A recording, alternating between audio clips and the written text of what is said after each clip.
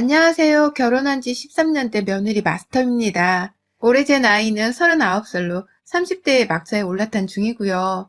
내년이면 저도 40이고 인생의 절반을 산 것과 다름없는 처지예요. 여전히 누군가에게는 애처럼 보일 수 있는 나이란 거 잘 알지만 그냥 제가 살 만큼 살고 결혼도 할 만큼 했다고 말씀을 드리고 싶었습니다. 저희 남편은 일이 굉장히 바쁜 사람이에요. 일 때문에 거의 1년의 절반 이상을 회사에서 야근하며 자기 여가를 보낸다고 해도 과언이 아닐 정도로 말이죠.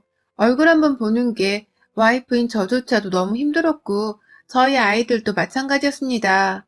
아빠가 왜 또 집에 안 오냐는 말을 어릴 적부터 입에 달고 사는 바람에 남들이 들으면 지 아빠가 수시로 엄마랑 싸워서 가출이라도 하는 줄 알 뻔했어요. 실제로 그렇게 오해를 하고서는 둘째 유치원 학부모들 사이에서 이상한 소문이 나기도 했었고요.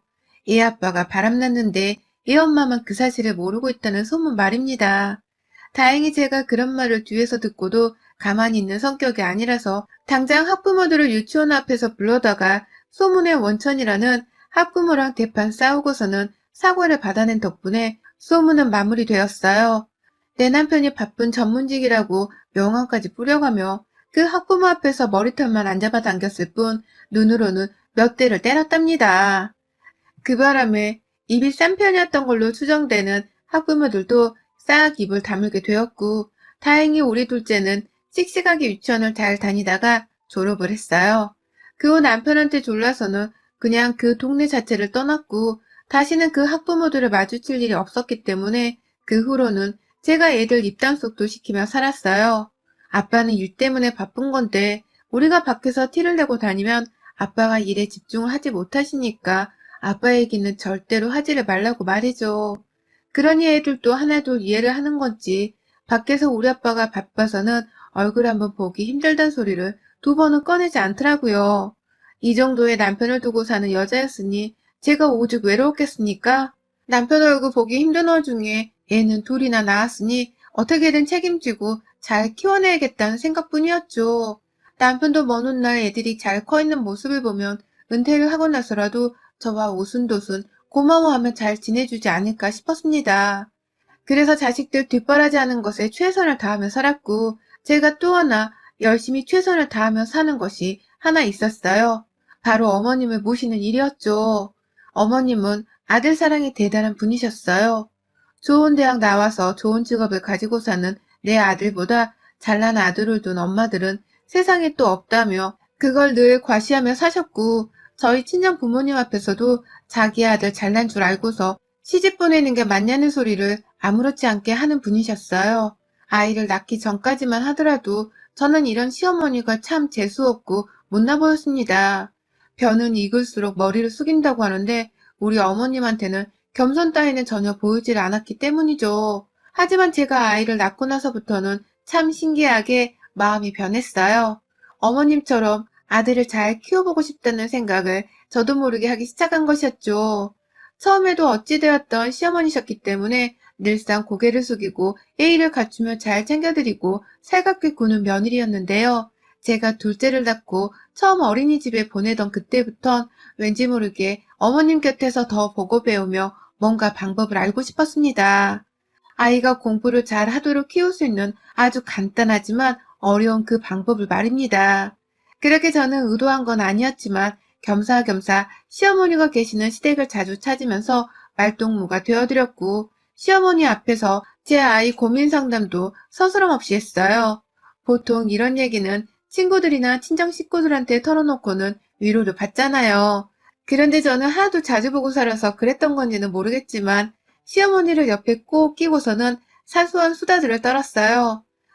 처음엔 아이를 잘 키워보려는 마음에서 더 친해져 보고 싶었던 것이었지만 이런 식으로 함께하고 대화를 나누는 세월이 늘어가면 늘어갈수록 어머님은 제게 친정 부모님보다는 못해도 남들보다는 훨 가까운 가족이 되셨어요. 제가 적어도 어머님을 불편해하거나 어려워하지 않고서 저희 피 섞인 가족인 마냥 살갑고 편하게 대할 수 있는 관계가 되어갔던 것이었죠. 너무 기분이 좋았고 내 결혼 생활이 만족스러웠어요. 외롭게 만드는 남편이 여전히 미웠지만 나의 곁에서 함께 바쁜 아들을 보며 얘기를 나눠주는 친구 같은 시어머니가 계셨기 때문에 상관없었습니다. 그런데요, 얼마 전 이건 저만의 아주 크나큰 착각이었다는 것을 깨우쳤네요. 나 혼자 시어머니를 피 섞인 가족과도 같이 생각하고 있었다는 것을 말이죠. 나 혼자서만 어머님이 좋아 죽으려 했다는 것을 말입니다. 남편에게는 시누이가 둘 있는데 하나는 미국 가서 살고 있고 하나는 저랑 생활 반경이 비슷할 만큼 같은 주부로서 비슷한 삶을 살고 있었어요.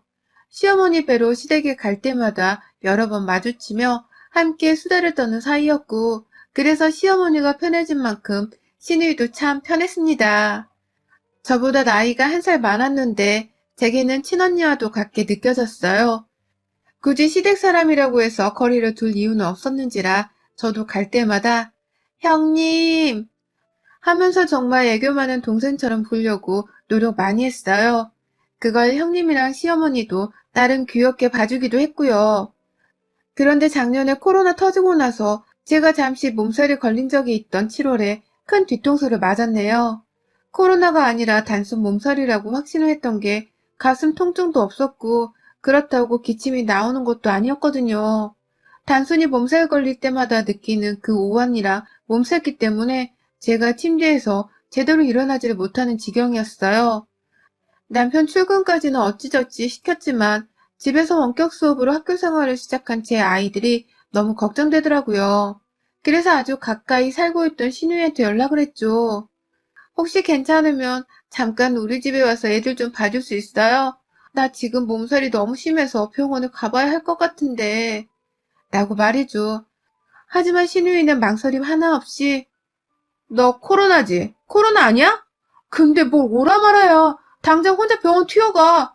너 그냥 가서 입원하고 집에도 들어가지 마. 내 동생까지 코로나 걸리면 너 어쩌려 그래? 라고 말을 하더라고요. 내 몸 걱정 하나를 해주기는커녕 그냥 그 길로 저를 코로나 환자라 비난하며 자기 동생한테 옮기지 말라는 소리부터 하는데 와 정말 서럽대요. 대신 집에 와주는 건 바라지도 않았고 그냥 걱정이라도 해줬으면 제가 힘을 얻었을 텐데 시누이가 그렇게 제게 모진 말을 내뱉으면서 집에 돌아오지도 말라고 하더니만 바로 시어머니께까지 연락을 해서는 제가 코로나 환자임이 확실하다는 소리를 하셨습니다. 그리고는 이내 당장 시어머님이 기다렸다는 듯이 전화가 걸려왔어요. 야, 너 코로나야? 아니, 너는 집에서 놀고 먹는 애가 몸 관리를 도대체 어떻게 하길래 바쁜 네 남편한테 도움은 못 될 망정 피해를 주니? 당장 친정으로 뛰쳐가던가 병원 가서 입원을 하던가 당장 그 집에서 나가! 라면 소리를 빽 지르시는데 귀가 떨어질 뻔하는 줄 알았네요. 눈물을 머금고 저도 불안한 마음에 당장 혼자서 병원을 찾았어요. 그 후 시간이 좀 걸리긴 했지만 결과는 음성이었고 몸살 감기 처방을 받고는 집에 와서 내내 알아 누웠어요. 기특하게도 아이들은 자기들끼리 배달 음식을 시키면서까지 식사는 꼬박꼬박 잘 챙겨 먹었고 남편도 저를 환자 취급하기는커녕 오히려 괜찮냐며 퇴근 후 살갑게 간호를 해주려 해서 마음고생은 덜했어요. 하지만 이제는 친가족과도 다름이 없다 여기며 옆에서 막내 노릇을 톡톡히 하고 살았던 지난 세월에 뒤통수를 치듯이 저를 나몰라라 하며 집에서 나가라 마라 자기 아들 걱정부터 한 시어머니와 시누이의 태도는 두고두고 놀라웠네요. 역시 시댁 식구들은 가족이 되긴 힘든 건가 싶기도 하며 현실 자각을 했고요. 그럼에도 불구하고 내가 정말 잘해줬는데 어떻게 내 건강 걱정을 한 번도 안 해줄 수 있나 싶어서 화도 나더라고요. 사실 시어머니는 그간 간간히 저하고 거리를 두려고 하는 게 눈에 보이긴 했습니다. 시누이는 제가 시댁에 갔을 때에만 마주치는 사람이었지 명절에는 마주치기 힘든 사람이어서 잘 볼 수가 없었어요. 그래서 시어머니는 명절부터 평소에도 늘상 얼굴을 마주봐야 하는 사람이었어요. 제 딸에는 친해졌다고 생각을 했지만 저희 어머니는 아주 불현듯 거리를 두려워하신 적이 있었어요. 예를 들면 시댁에 가서 애들이 조금 칭얼거리길래 어른들 앞에서 조심하라며 훈계를 하려고 하는데 어머님은 그마저도 시간이 아깝다면서 넌 요리하다 말고 어딜 가니? 라고 하더라고요.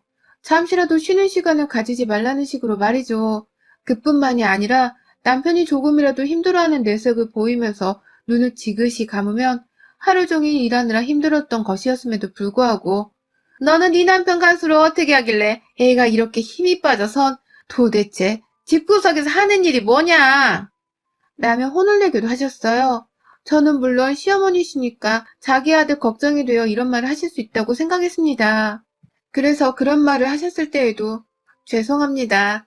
좋은 거 더 열심히 먹이며 뒷바라지 할게요. 라며 어머니께 최대한 화를 푸시라 기분 좋게 다가갔고요. 그냥 저는 시큰둥한 어머님의 성질을 건드려서 함께 싸움을 하고 싶지 않았어요. 제 성격이 할 말은 해야 하는 성격이었는지라 그렇게 맞서서 시어머니랑 대판 싸우기라도 할까 싶어 최대한 시댁에선 순한 양처럼 자제를 하려고 했습니다.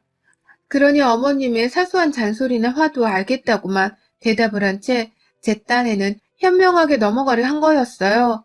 그게 반복되다 보니 제게는 그리 큰 마찰이라고 할 것이 없었고 시어머니도 남편 문제나 명절 때 말곤 대체로 평온한 편이셨는지라 괜찮았죠. 그러나 제가 간과한 게 있었어요. 어머님이 무조건 화를 내는 걸로 저를 섭섭하게 만드는 게 아니었다는 사실을 말이죠. 저희 어머님은 화를 내는 것뿐만 아니라 제 주변의 것들과 저를 비교해대면서 은근슬쩍 돌려가기를 하는 분이시더라고요. 그걸 저는 작년에 몸살 걸렸던 그날로 좀 더 여러 차례 느꼈고요. 추석부터 월 설에도 혹여나 하는 마음에 시댁은 가지 않았습니다. 신혼회까지 합쳐서 여러 사람들이 거치며 드나드는 집이었기 때문에 최대한 조심하자는 의도였고 그 대신 저희 남편과 애들은 추석이 되기 전 일찌감치 시댁을 찾을 예정이었어요. 제가 워낙 평소에 시어머니 뵈러 자주 왕래를 하고 있었기 때문에 서로 얼굴을 못 보고 사는 정도까지는 아니었고요. 그런데 한 번은 어머님이 집에 온 제게 다 같이 밥을 먹은 후 일방적으로 설거지를 시키는데 고무장갑을 빼가시더라고요. 며느리가 설거지를 하는 건 뭐 흔하게 어느 집안에서나 일어나는 일이었는지라 저도 그러려니 했지만 고무장갑을 너무 보란듯이 거실로 가져가시는 모습에 섭섭하더라고요. 며느리 손에 물을 여러 방울 묻히고 싶으신 건가 싶었으니까요. 하지만 문제는 그뿐만이 아니었어요. 또 하루는 남편이 일을 하던 도중이어서 제가 아이들만 데리고서는 시부모님께 인사도 드릴 겸 같이 밥을 먹으려고 갈비를 재워서는 가져갔는데요. 어머님이 그걸 보시더니 우리 아들 줘야지 라는 말과 함께 그날 저녁에 저희 아들과 저한테는 그냥 비빔밥 하나를 만들어 주셨습니다. 냉장고 안에 들어있던 아무 나물이나 참기름에 고추장을 비벼서는 그걸 알아서 퍼먹으라며 양푼채로 가져다 주시더라고요. 제가 기껏 저도 먹어보겠다고 만들어간 갈비였는데 말이죠. 애들이 고기 반찬을 찾으니 반찬 투정하라고 엄마가 가르쳤냐면서 제 앞에서 저를 혼내려 하시는데 분위기가 너무 쌀벌해서 제가 나서서 제 아이들을 혼내기에 이르렀습니다. 안 그럼 할머니가 혼냈다고 애들도 상처를 받을 게 뻔했으니까요. 내가 남도 아니고 내 아이들이 남의 자식도 아닌데 자기 아들 입에 들어갈 갈비만 생각하고 위하시는 어머님의 치졸한 태도가 참 정내미가 떨어지더라고요. 하지만 이것 또한 아주 약과에 불과한 것이었습니다. 이런 식의 어머님의 쪼잔하고도 치졸한 행동들을 여러 차례 목격하던 중 지난주 저희 부부가 아이들을 데리고 시댁에 갔던 날 그 쪼잔함과 찌질함은 거의 극에 달했어요. 바로 비닐장갑 쪼가리 하나 때문에 말입니다. 저 이제 이 집안에서 며느리로 산 지가 벌써 13년입니다. 비록 제가 애들을 낳고 나서야 시어머니께 자녀 교육 방법을 얻어보겠다고 본격적으로 집을 오고 가며 친해져 보려 하긴 했지만 그 전부터는 저는 애초에 예의도 바르고 활도리는 다 하고 지내던 며느리였어요. 남편에게 시집오면서 모자람 없이 예단도 맞춰 해왔고 신혼 때부터 출근하고 퇴근하는 남편 밥상을 꼭 실하게 차려주라는 시어머니의 말씀을 칼같이 지켜서는 단 한 번도 식사 준비를 거른 적이 없었습니다. 그 흔한 부부싸움을 했을 때에도 밥만큼은 정말 실하게 차려줬었어요. 남편도 그것에 대해서는 제가 참 대단한 여자였다면서 두고두고 고마워했고요. 아이들 태어나고 나서도 일부러 할머니 할아버지 얼굴 한 번 더 보여드리려고 제 딴에는 자주 시댁을 드나들었고 그동안 여러 차례 며느리한테 설거지를 시키고 잔심부름을 시키면서 가족들 사이에서 서열 정리를 하려고 하셨을 때에도 전 다 이해했어요. 평상시에 어머님이랑은 잘 지내왔었으니까 그냥 단지 지금 어머님이 정신이 없어서 만만한 저한테 잔심부름을 시킨다고만 생각을 했습니다. 그런데 이번 주말에 오랜만에 남편이 쉬는 주말이어서 저도 우리 가족들끼리 오붓한 시간을 보내고 싶었습니다. 가까운 공원으로 나들이를 가던 외식을 하던 하면서 말이죠. 그래도 추석에 시댁에 가지 않을 것을 알고선 남편에게 말을 꺼내서 먼저 시댁을 찾았어요. 가서 이렇게라도 남편까지 데리고 인사를 드리면 어머님이 추석 때 가지 않아도 덜 섭섭하실 거라 생각을 해서 말입니다. 그러니 남편도 제 마음이 너무 고마운지 집에서 나설 때부터 아이들 케어까지 싹 다 자기가 하더라고요. 저는 손 하나 까딱하지 말라면서 말이죠. 시댁에 가니 어머님은 저희가 온다며 시원한 추어탕을 준비하고 계셨습니다. 일단 우리 남편이 정말 좋아라는 건데 저는 정말 죽어라 싫어하면서 먹지를 못하는 음식이었죠. 그건 신혼 초부터 제가 여러 차례 안 먹은 적이 있었기 때문에 어머님도 누구보다 잘 알고 계셨고요. 보란 듯이 풍겨오는 추어탕 향신료 냄새에 어머님 추어탕 끓이셨어요? 라고 물어보자 어머님은 제가 이 질문을 해주길 기다렸다는 듯이 말씀하시더라고요. 네 거 아니다. 라고 말이죠. 시크한 어머님 말씀에 그런가 보다 하며 내심 섭섭했지만 일단은 저 먹을 것을 제가 알아서 만들어 먹겠다며 냉장고부터 열었어요. 그런데 아뿔싸 정말 아무것도 채워진 게 없더라고요.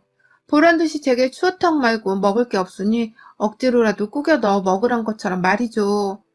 그래서 그날 저는 추어탕 생선이 안 든 정말 순수 국물만을 겨우 담아다가 거기에 밥을 비벼서 반 그릇 정도 먹었고요.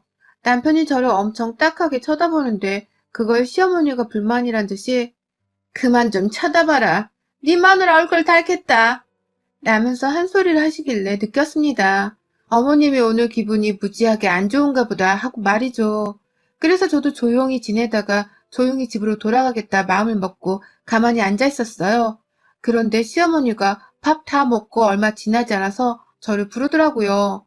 당시 남편이 아이들을 데려다가 엄마가 밥을 얼마 못 먹었으니 그래서 우리가 나르자. 라고 하면서 식탁의 그릇들을 싱크대 안으로 옮기고 있었고요.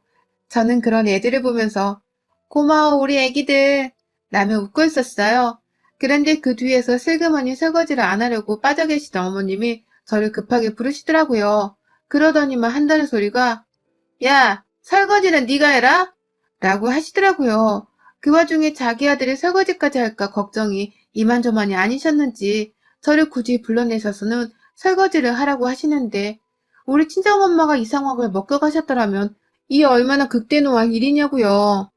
그래서 제가 순간 너무하시다는 생각이 들어서 어머님 저 추어탕 얼마 먹지도 못해서 힘도 없는데 설거지를 제가 해요? 라면서 물었어요. 엄청 큰 목소리로 말을 하니 옆에 있던 시아버지도 제 쪽을 쳐다보더라고요. 부엌에서는 설거지는 우리가 할게요. 라고 대답을 하는 남편의 목소리가 들려왔고요. 하지만 시어머니는 물러서지 않았어요. 저를 끌고 부엌에 들어가서는 저를 거기다 세워두고 남편이랑 애들을 데리고 우르르 나가더라고요.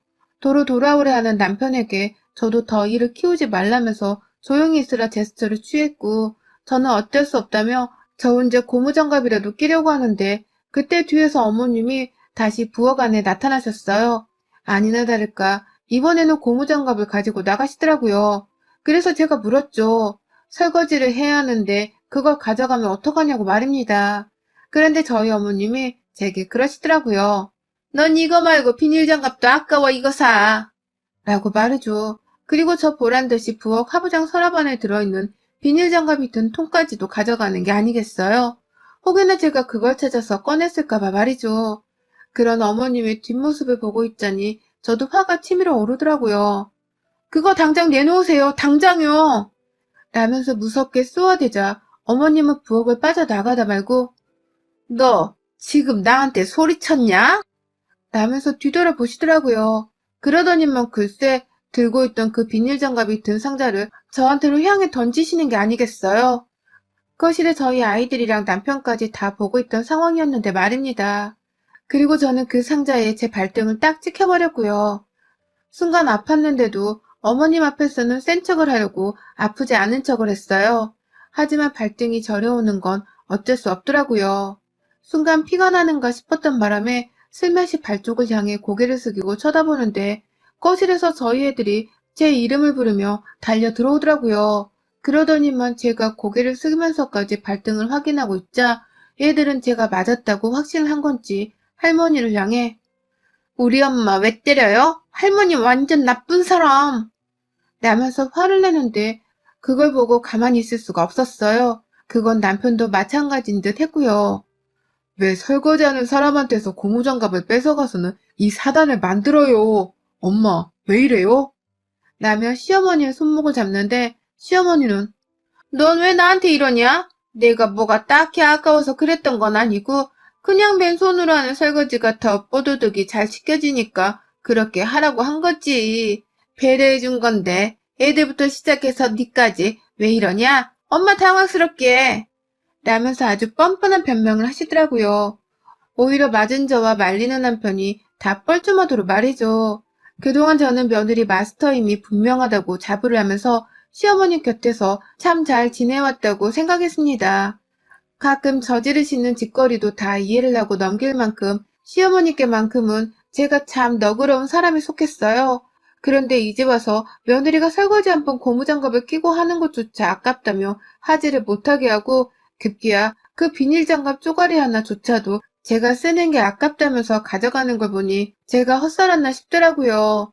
며느리로서 제대로 헛살았다는 생각을 한 것이었죠. 그날 저는 설거지를 하지 않았어요. 온 식구들이 추어탕 한 그릇 하느라고 시뻘건 국물 자국에 가득한 그릇들 뿐이었습니다.